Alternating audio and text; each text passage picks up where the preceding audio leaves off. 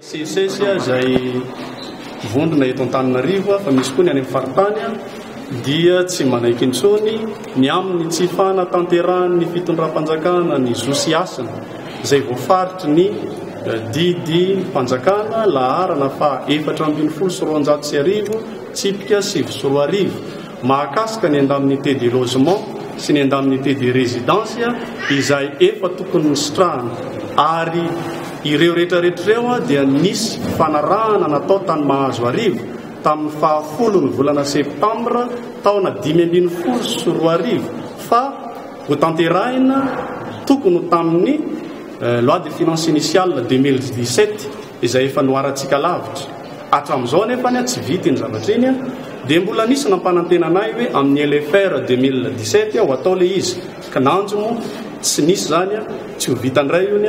dia tsy fantatranay ny antony ka izahay zany tsy manaiky fa dia iroso amin'ny dingana mafimafy kokoa raha toa ka tsy valiany fanjakana ao anatin'ny fotoana fohy izay rehetrarehetra izay ary miara-mientana ny université enina ny amin'ny hetsika izay atao zany hoe tandindomina fampiatona ny fampianarana sy ny fikarohana ny université miankina amin'ny fanjakana raha izao no mitohy miala nenina nefa ny izahay mbola miantso ny fitondram-panjakana satria tsy misy ahazo vokatsoa ny amin'izay mety misy inan'ny fifampikatsoana. Izay nangataka fiaonana tamin'ny mpanolotsaina manokana ny filoham-pirenena eny Ambohitsirohitra tamin'ny talata napetraka ny fangatahana mandraky ny androany angamba nety noho ny fasairanana tsy mbola nivaly le izy angambany koa tsy laharam-pahamena amin'izareo ny fiaonana amahana ny olana tahaka Ministeran'ny fampianarana ambaratonga ambony sy ny fikarohana ara-tsiantifika ao ihany koa ny Ministeran'ny finance et budget tsy adino ny solombavam-bahoaka eny indrindraindrindra ny filohan'ny teniniera ny olona efa samby natonina kanefa moa atreto mbola tsy hita ny vokany ka dia izay no antony mahatonga anay mpanao AG assemblée générale na lehibe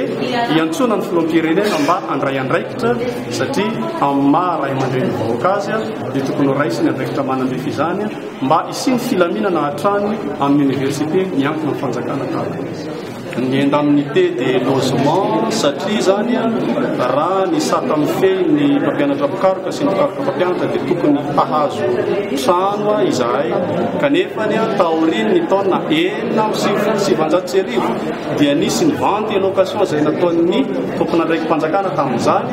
kanefa ny taoriny izay tsy nisy fanorenana intsony dia misy zany décret milaza hoe tokony ahazo indemnité de logement